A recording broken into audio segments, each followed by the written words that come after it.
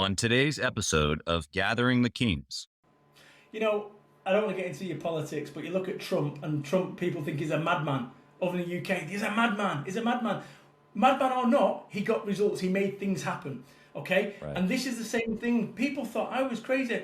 There's no speaker in the UK that dresses with jeans, trainers, and t-shirt and tattoos. There's just none. And people like this guy. And I used to come on, and my first line was, "Hey guys, just to put your mind at ease, I am from one of the roughest cities in the UK, Manchester. I do have shaved head, do have tattoos, but don't worry, I'm not a drug dealer. Ha ha ha. Anymore." What's up, everybody? Chaz Wolf, Gathering the Kings podcast, coming back to you. I got Brad Burton here on the King stage, a king from the UK, but visiting here in the US as we speak. Welcome, Brad. Chaz, thank you so much for having me on, friend. I appreciate you being here. I know that you made the long trip over to Miami just to be able to have a spot to speak with us here. No, I'm just kidding. Sounds like you're about to go on a family vacation, and I'm excited for you. I'm thankful that you're here. What kind of business do you have? Well, it depends. You know, I probably best known in the UK for running or founding the UK's largest joined-up business network. At its height, we run 5,000 business networking meetings across the UK every single year. And in total, run 68,000 business networking meetings, real life ones. And then, of course, the pandemic came along. And Boris Johnson, our Prime Minister, told us to stay at home, at which point, gone overnight. 16 years of work, gone overnight. So that's what I'm best known for. But over in the UK, I'm also known as the UK's #1 motivational business speaker. So a man of many talents. Yeah, I appreciate that. Well, I'm sure that your value in gathering people together would be helpful to us here today, as well as just, I'm sure that translated into what you do now. And we want to know that story because, man, there's a lot of businesses affected by the pandemic and they've either pivoted or changed altogether. Sounds like you did the same. We definitely want to hear that. Before we get there, though, I want to know what beats on the inside of Brad so burning hot that after all these years of success, you're still after? Well, you know what? It's about making a positive difference. That story about me and my business success is great. But before that, let me be honest, I didn't start my business until I was 31. I'm 50 now. I was delivering pizza at 31 to keep my business afloat. That's the reality of it. I don't have any qualifications, didn't go to university, didn't go to college. My dad left when I was 6 months old. I got addicted to drugs twice. You've got to work really hard to get addicted twice. I got shot at when I was 21 years old. Wow. And I've done 4 years on benefits. So, there's two sides of the same coin. Am I that guy or am I this guy? And I think from my perspective, it really is about making a positive difference and actually helping people become the best version of themselves, because there is two sides of the same coin. And if I go back far enough in your life, Chaz, I'm sure I'll find something questionable. The difference is, I'm daft enough to talk about it. Yeah. I hear what you're saying underneath that is that good decision making is important. And I know that you've got some frameworks around that. I'm sure we'll get to that here in a second as well. But inside of that is freedom. I'm hearing you say that even though I've made bad decisions, I can start making good decisions, which is the other side of the coin that you're talking about, right? Totally. And I think also it's about what I think real success is being yourself. I come across a lot of people in business that have success, but they're not being themselves. And I question whether that really is success. And I think what success is being yourself 100%. And if people don't like you for being you, that's okay, as long as you like yourself for being you. Yeah. What's the difference between, because this is an interesting topic, and since we're here, I'm just going to exploit it. What are your thoughts around everything that you just said? I agree with, but there's an other side of the coin, and so I want to present it to you. This be genuinely you, authentically you. In fact, we just went through this a few minutes ago when we were going through the pregame. You asked me some questions, and I was like, I just want you to be the most authentic version of you. And you were like, dude, yes, I got you. So we're in alignment there, and I believe that I need to be, the authentic version of me. And if people don't like that, that's okay, as long as I like me. I'm in agreement with you. What is the tipping point in this from being a leader or being a better leader? So recognizing that the way that I am turns people off in a certain way, and I need to grow as an individual, opposed to what you just said, which is I am who I am, you like it or you don't. There's obviously both of these are happening at the same time. What are your thoughts? Let me ask you one question. Tell me one person throughout the history of humanity who has been fundamentally liked by everyone. Right, nobody. Right. And this is the problem, is what happens is that people try to be something they're not in order to fit in. And therefore we end up with a shoal effect where everyone's pretending to be something they're not in order to fit in. So actually what you need to do, and this is something that I've learned at 50 years old, be under no illusions. I go back 15 years ago, I didn't feel this way. But I've realised that what true success is being yourself. And so many people are trying to change in order to fit into other people's lives or other people's versions of what they should be. And you just need to be yourself. So I'm at a point in my life, 50 years old, where I'm not willing to be anything other than me. And if people really don't like me for being me, as long as I like myself, I'm good with that. I'm genuinely good with that. And if that means on occasion, I'm a motivational speaker. People say, oh, you'll never get booked to be a motivational speaker, Brad, when I first started out. Why not? You've got shaved head. You're from Manchester. You've got tattoos on your forearms. You look like a drug dealer. I'm not, by the way, anymore. But we can all change. And that's what this is about. So I look at my whole life, and every step of the way, people said to me, I couldn't do it my way. And at the very point when my life turned around and my fortunes was at the very point when I turned down the volume on those individuals and turned up the volume on my own self-talk. So for me, Absolutely. honestly, it's a cornerstone of success, being you. Yeah, and I agree with you. I think that my wife would say, that I've been unapologetically me, right? Which means that it just is what it is. Because at the end of the day, I didn't do my hair today because I thought you thought it looked nice. I did my hair today because I like it. I like my beard. I like the shirt that I put on. I like my backdrop. Like, all these things are my preferences, and that makes me feel a certain way about the way I deliver content. So I'm with you. Because you a few minutes ago you mentioned helping people become their best version, and so where is the tipping point between I am who I am and people just need to accept it and get over it, versus I'm on my way to being the best version of myself, and so therefore I can't let that be an excuse to stopping here, but yet continuing on? Because I hear you still, like, I'm getting better. I'm going to another level. But how do you go to another level if I've said, well, I am who I am, and you either like it or I don't? Because both are happening. So I'm curious here. Yeah, no, cool. So listen, being yourself is the easiest thing in the world to do. It's also the most difficult thing in the world to do. But I honestly, with the people that I mentor, I say, are you being you? And if they say no, why not? Well, in order to fit in or to win business. And I honestly, truly, after 50 years on this planet, I do not believe that that's success. I call it success. Sick. Yeah, it's good. I-C-K. Success, right? Is that you're not being yourself. So where's that line? If you're an idiot, then do something about it. Change, right? There's a good version of Brad and there's a not so good version of Brad. And it was almost like my Brexit. I was 51% a good guy, 49% dickhead. And actually, as life's gone on, I now believe that I'm 95% that good version of me, and I've ebbed away and knocked off the edges of all these bad things that who I was or what I was, as life's gone on. So I don't know. My version of success is my version of success. And here's the thing, Chaz. If I go and get a designer suit, and it's the most perfect suit ever, and it's thousands of dollars, and then you go and wear that same designer suit, it's not going to look great on you. So somewhere along the way, one size doesn't fit all. But what I will say is everyone can be themselves. And that is one size that does fit all. Yeah, no, I love that. And I hope the listener is paying attention to your passion. It's not that it's really a clear message of don't be somebody who you're not, right? Like that's you being you. You can't win. You cannot win. If you're being something you're not, you cannot win ever. Yeah. It's impossible. So the first foundations of success is being you.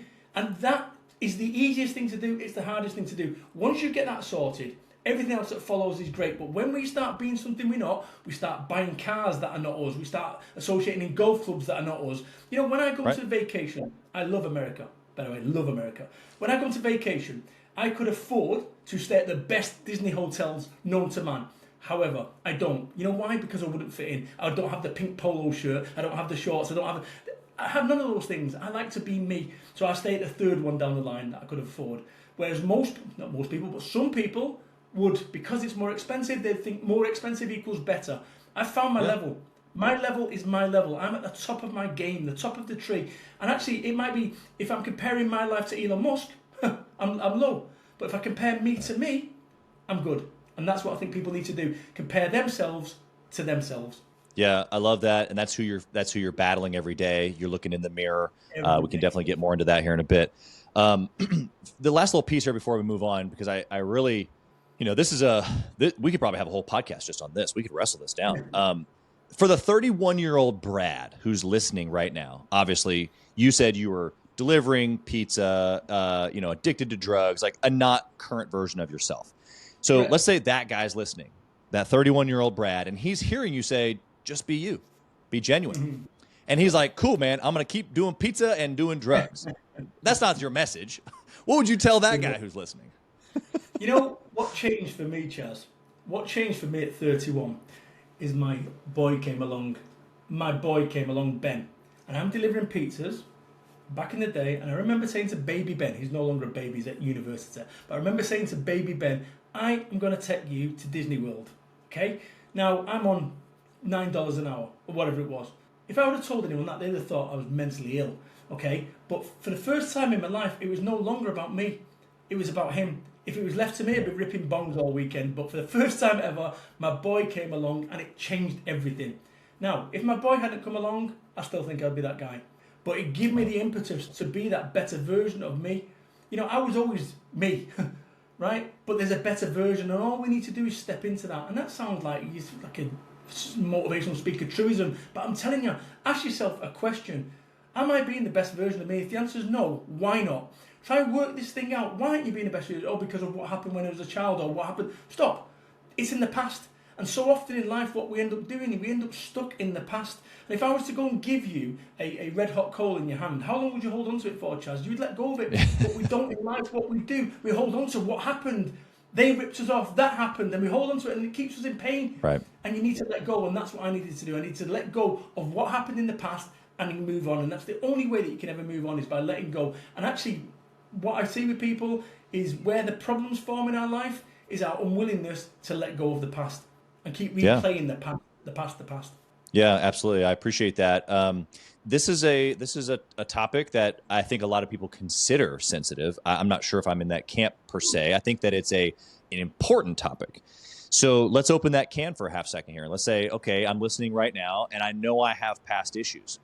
What I heard you just say is, well, just stop doing that and do something different, which I know that you have a whole formula here. So why don't you share that with us? Oh, greatest lead known to man. Okay, here's what I want you to do. Every single decision that you've ever made, audience, every single decision you've ever made in your life has brought you to this today, where you're tuned into Chaz and you're tuned into me. Every single decision that I've ever made in my life has brought me here today. For whatever set of circumstances has brought us here today. So this is a special, unique moment. Here's the thing. Yeah. I want you to imagine that you're over in the UK and it's summertime and you're in this field and there's an oak tree, a single oak tree, and it's a beautiful summer's day over in the UK.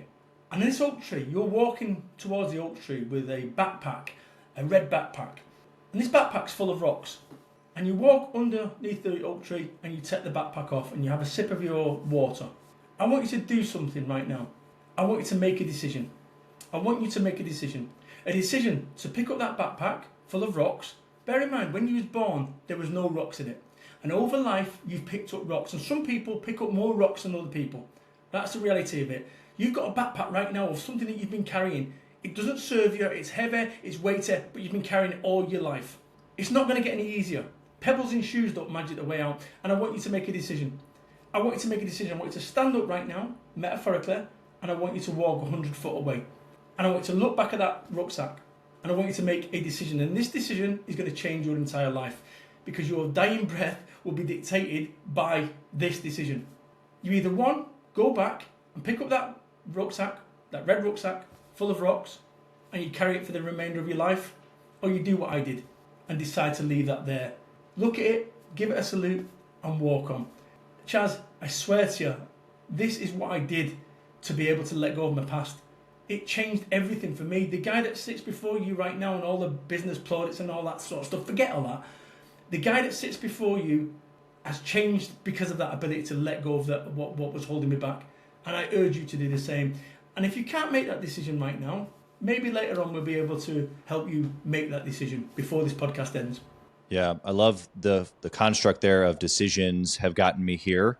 Good, bad, or indifferent. I think that's step one, which you identified, is that I have to be okay with the idea that I stand here today simply based on one thing, and that is the decisions that I've made. Good, bad, or indifferent. Where I live, the family that I have, all of it. Go ahead. The reason people don't make decisions in life is they're scared they're the wrong ones, right?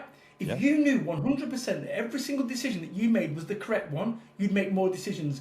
And I'm telling you right now, there's no correlation between time spent on a decision and it being correct. None. That's right. And I believe, here's the thing, I believe that an expert, motivational speaker, book writer, networker, I believe that an expert is someone that has made all the mistakes in a particular niche field. So when it comes to making a decision, if you make a decision and it's the wrong one, that moves you one step towards being an expert. If you make the right one, it moves you one step towards success. Now I'm going to share something right now, and this is one of my cornerstones. I actually got invited over to Las Vegas to speak as a result of this what I'm about to share. So there's a company over in the UK, I don't know if do you know Bentley? Bentley, the car company? Oh yeah. Okay. So I got invited to speak at Bentley. And their management team use this technique. And the reason that the management team use this technique is because I taught it them. Brad Burton, the former drug addict. Brad Burton, the guy who's done 4 years on benefits. Brad Burton, the guy who got shot at when he was 21. Brad Burton, the guy who delivered sorry, not that Brad Burton, the other one. Brad Burton, the UK's #1 motivational business speaker, the 4-time best-selling author. Two sides of the same coin. So the reason that Bentley Global use this technique is when it comes to making decisions, I'm the easiest person in the world to sell to. I will make a decision in 24 seconds. If I can't make a decision in 24 seconds, I'll revisit it in 24 minutes. If after 24 minutes I can't make a decision, I'll revisit it in 24 hours. If after 24 hours I can't make a decision, I've just made a decision, it's not important, next. That will change your life. Make decisions, because where you end up, the faster you can make correct decisions, the further forward you're going to be in your life. But where people go wrong is their inability to make a decision. Should we have Snickers or Mars bars in the boardroom? Don't know. And it goes. And then whilst you're pausing on that decision, you're not moving forward. So we need to make decisions, good ones and bad ones. And remember, a mistake is only a mistake after the event. No one, including me, wakes up and says, you know what, I'm going to go fuck up today. But occasionally I do. So you've got to make decisions. And that 24 will change everything. Try, bring it in, introduce it into your world, into your business, into your life. It'll change everything, I promise you. Yeah, I love that. The fact that you said that speed or a slowdown effect has no effect on positive result is huge, and that's huge for certain personalities. But it's also good for the ones that do make things fast and go by the gut. It's also recognizing that, hey, if you made a fast decision and it happened to be wrong, like maybe don't make that one again. There's two sides to that coin as well. Well, one of my lines, I say, experience is what you win when you lose. Experience is what you win when you lose. When things don't go your way, it's a down payment on future daft decisions. Because in future that, you do that decision, it doesn't work out, which is exactly what you said. So don't be afraid of making decisions, because where we end up in our life is a direct result of our decisions, good ones and bad ones. Want more success? Make better decisions. But I'm scared it's the wrong one. The only time you know is after the event. Up until that point, it's the correct decision. Always. Yeah, love that. It's removing fear, which obviously is one of the highest, emotions that keep people either moving or stuck, one or the other. And it's super powerful. Okay, so let's keep on this vein of making good decisions. What's been a good decision that you've made? Obviously, you've changed your life completely. Give us something like really practical from a business sense that the listeners can take away and apply this week. So, yeah, cool. So everyone has taught me out of things. Okay, nobody wanted me to start a business off. People said it was a closed shop. You've got BNI, you've got the Chamber of Commerce, you've got the Federation of Small Business.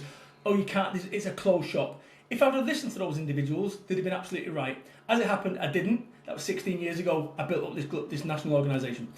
Every step of the way, people said, you can't be a motivational speaker. You look like a drug dealer. I'm not, by the way, anymore. Right? People said, you can't write a book. You won't get it in the bookstores.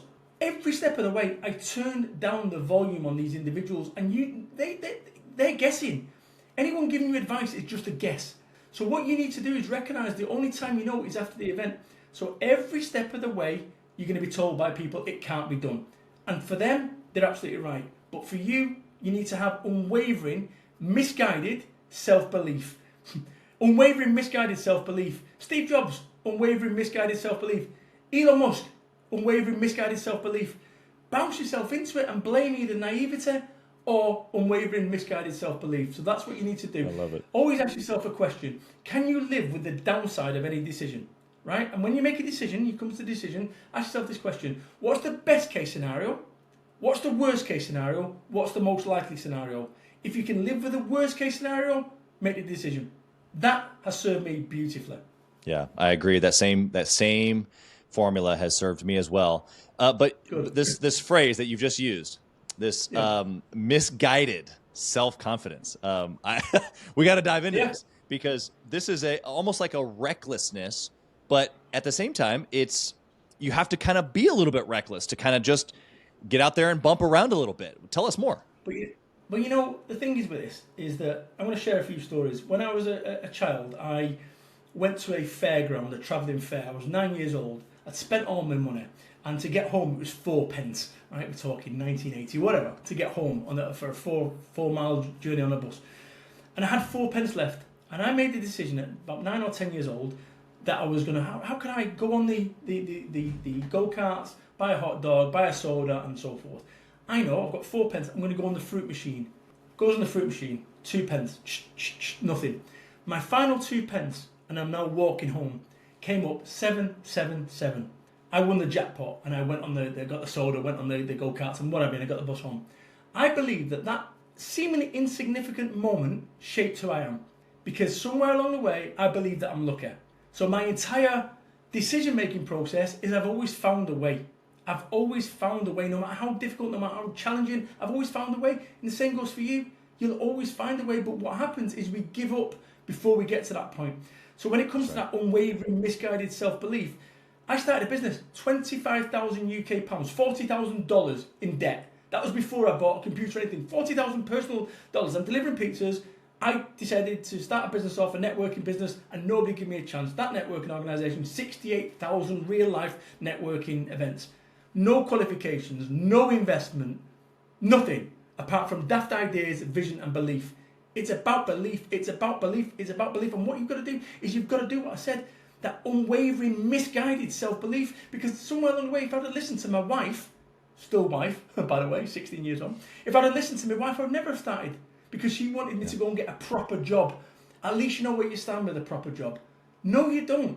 You don't know where you stand with a proper job. See, having a proper job is a bit like having a business. The difference is you've got one client. And if your client, your boss decides to no longer want you. So I go back down to this thing. Every step of the way, I mean, I might be the anomaly, right, on this thing. I might well be. But I started a business off with no investment. And the way that it's always been done doesn't have to be that way. And I'm living proof of that. And if I can do it, then so can you. 25,000 UK pounds in debt, delivering pizzas. I created a multi-million-pound organisation. I travel the world as a global speaker. I've had no training, no nothing. So all I've done is this. And I always say this to people. Any qualification that anyone's got. Because somebody said to me, said, "Oh, who made you the expert, Brad?" I did. I made me the expert. Right? Because any qualification that anyone's got has been made up by someone clever. So why don't you make your own qualification up? You know, what rights have you got, Brad, to be a mindset coach, a world-class mindset coach, experience? And if you can do the job, you're qualified, and I can do the job. Yeah, the self-belief, I was going to break down your unwavering. Hey, kings and queens, Chaz Wolf. I want to talk to you about something that's super important to me. We put a lot of time and effort, we meaning myself and my team, into this podcast, into the content that goes out every single day. And if you have been getting any sort of value or insight from this, we want it to be able to reach other business owners too. So we would love if you would like, comment, share, leave a review, post, share again, all of the things on social media, on all the different platforms, or even on the podcast mediums of Apple and Spotify. We would love to be able to get our content into more hands, more entrepreneurs, so they can grow their business as quick as possible. Together, we are building a community of like-minded entrepreneurs who are committed to growing their businesses to new heights. So let's do this. Let's help each other. Let's help each other grow. Misguided. I was going to break this down, but you gave us the misguided piece, which I love.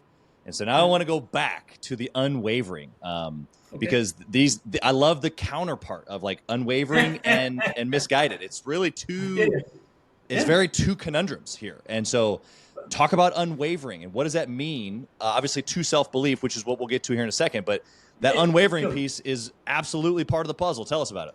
Okay, so let me tell you something. I've been in business now 19 years in total. Okay, 19 years of self-employment. I've been in business. I had a business prior to the networking one that I'm best known for.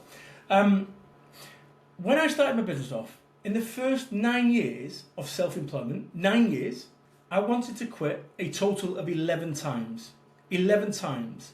0 not quitting, 10 quitting. I've been 9.8, 9.9, 11 times. Okay?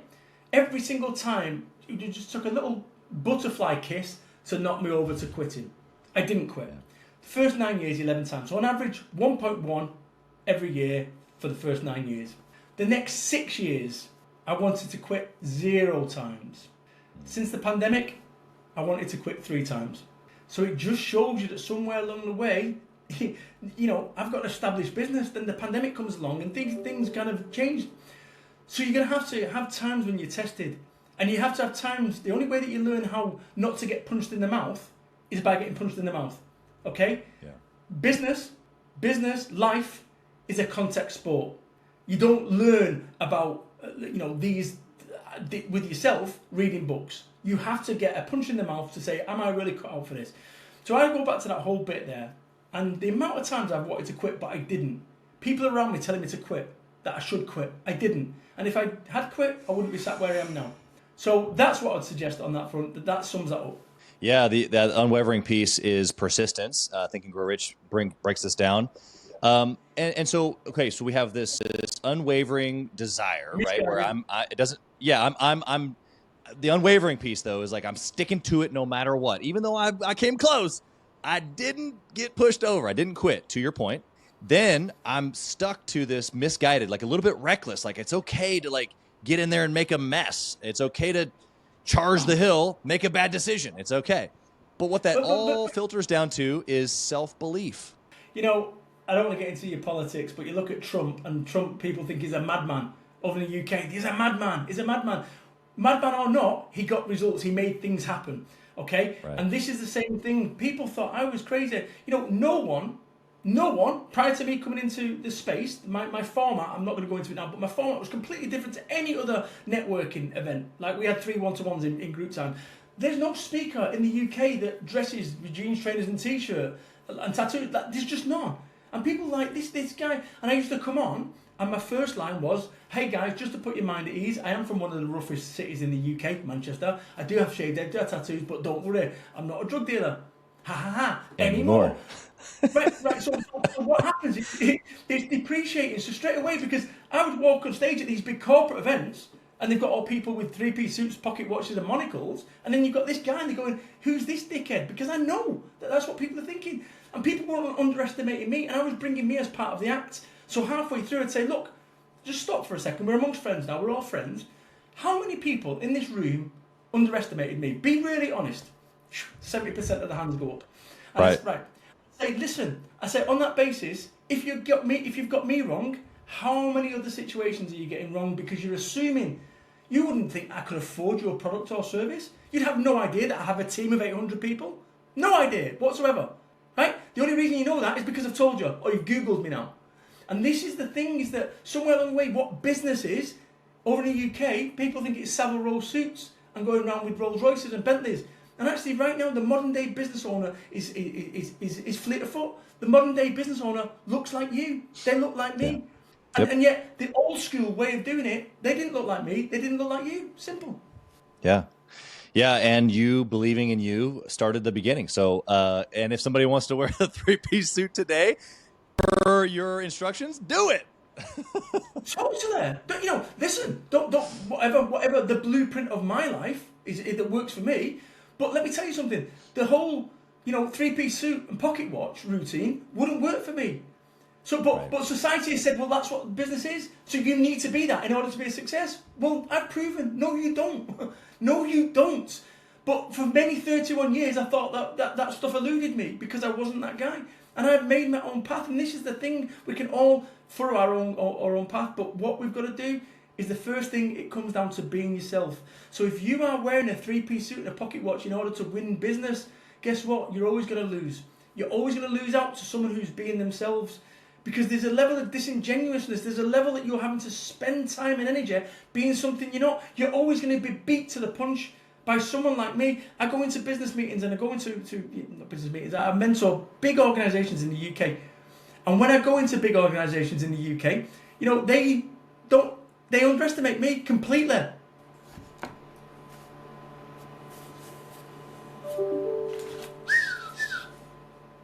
Yeah, hey, Chaz. Yeah, you're good.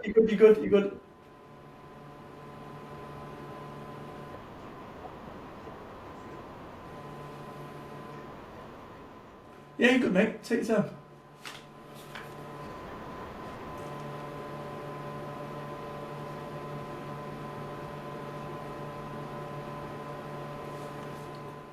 Take your time, buddy. It'll be good. Come back off of this. Okay. You good to go? Get rid of. Yeah, we're good. That's never happened before. So here we are. No. Listen, everything happens first at once. Ready to roll? That's right. Yep, we're ready. Go ahead. If you want to pick up, or I can tee you back Yeah, up. I'll pick it up. Okay, So when I mentor for big businesses, I walk in there and they're looking at me, and straight away people believe that I've not got a level of deference to them.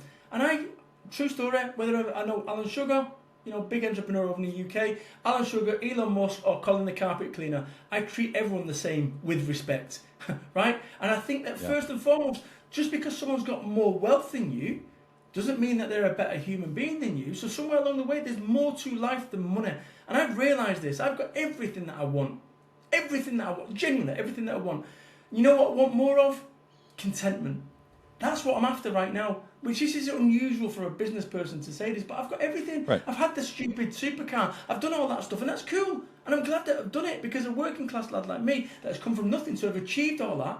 But somewhere along the way, the thing that eludes so many business owners, and this is what I work with them, they have everything, but they have nothing. Or they have everything and they feel they have nothing. And they think that life, you go and get a 40-inch television and you think that life's going to be good. Then you get a 60 and it's 9, an 80 and 100. Now you need a home cinema. And it never ends. At some point, you've got to be happy with what you've got. You've got to be happy with your achievements, what you've done. And you know what? If I died at this moment, I'd be happy with everything that I've achieved. I've done so much with my life. For a guy with limited resource, I've done so much with my life. And if I can do it, then so can you.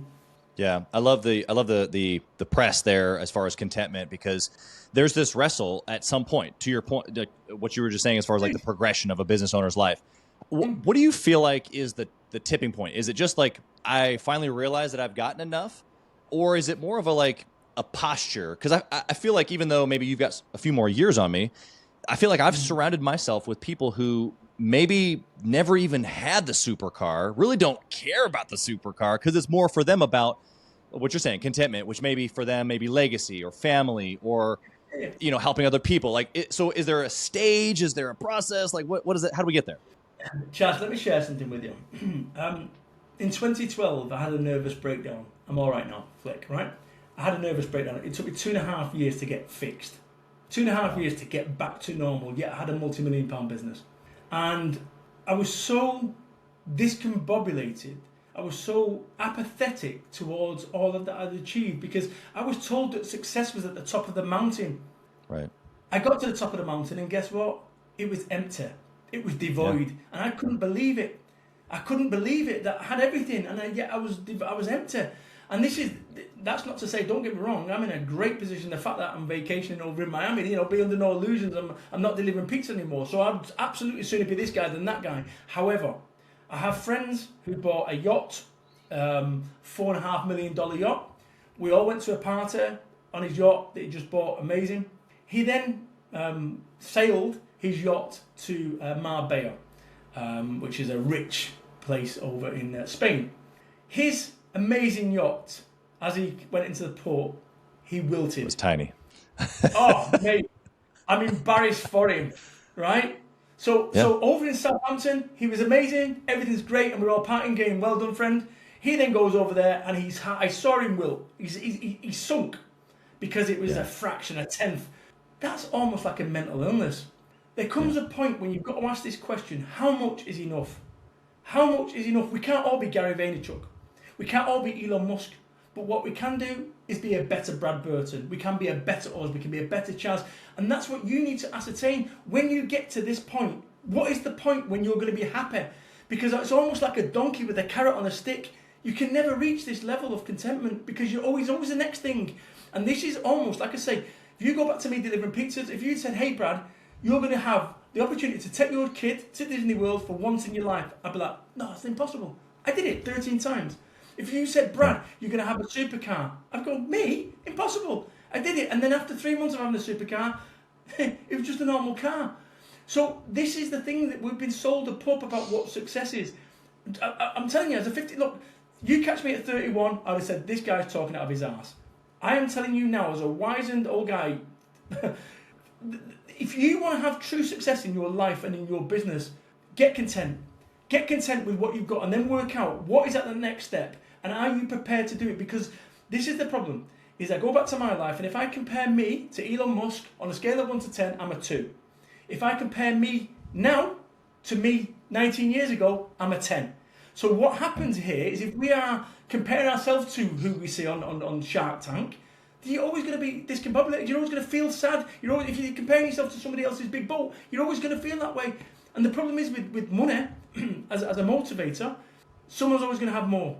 So what you've got to do, you've got to have your own high score that you put yourself up against you. And that's what you need to do, compare you to you. And I'm telling you, as a 50-year-old man, and I know I'm banging the drum on this one, but I just want people to understand this, that you go and get a multi-million-pound business or a multi-million-dollar business, and if you ain't happy now, all you're going to be is have a multi-million-pound business and you're going to be unhappy still and you're going to do dumb shit. You're going to be in a position, as I was, to do dumb shit because I had money to be able to do that.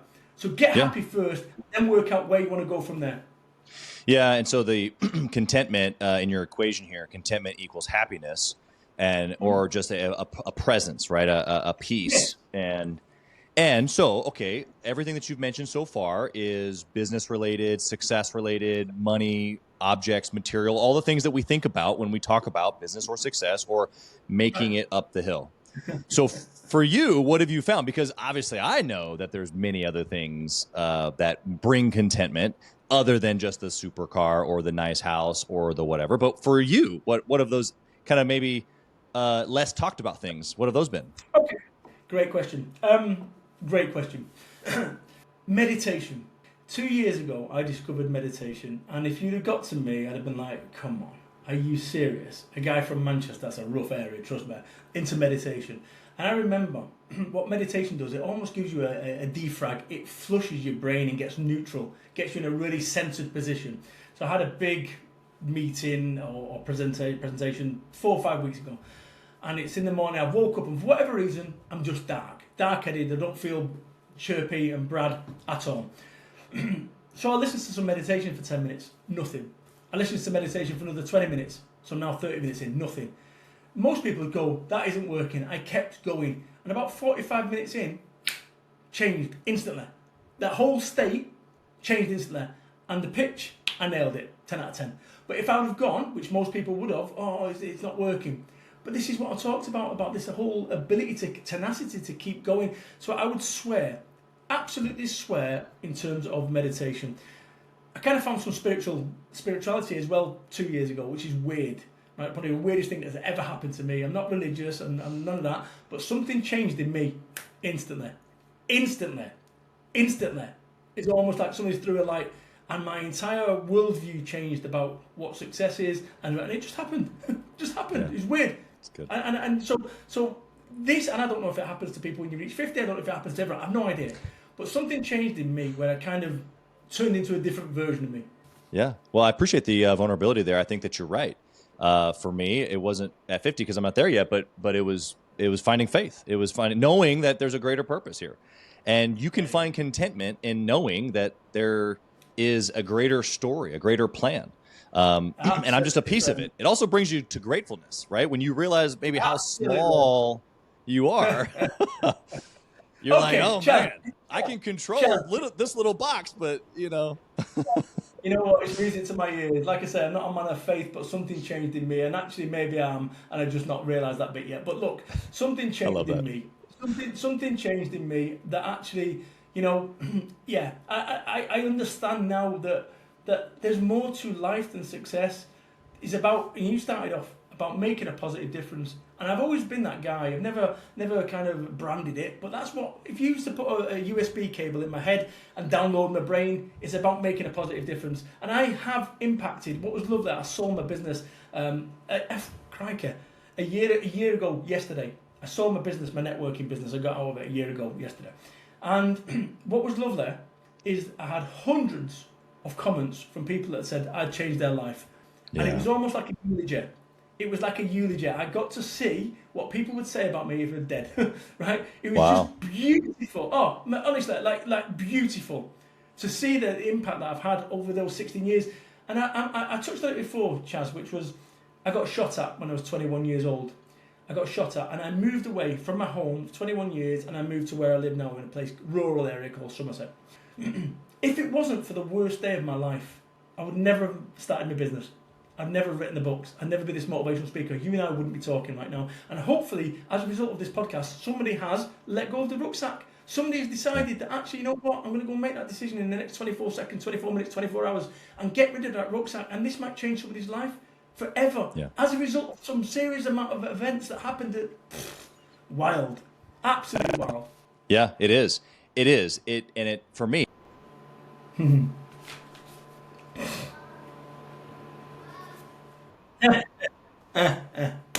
know what? That's an intervention that I think somewhere along the way. If that's never happened to you before, Chaz, that's crazy.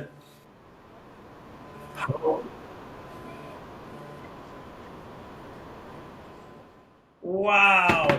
Oi. Yeah. Wow. That's crazy. That's crazy, friend.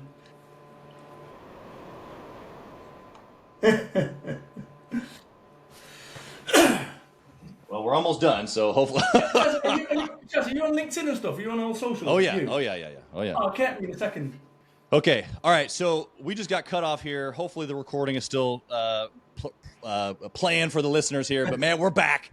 We were just getting into the good stuff. But let me ask you a question around your younger self. I positioned this a little bit before, but I want to end our recording with this question. See kind of what you would say.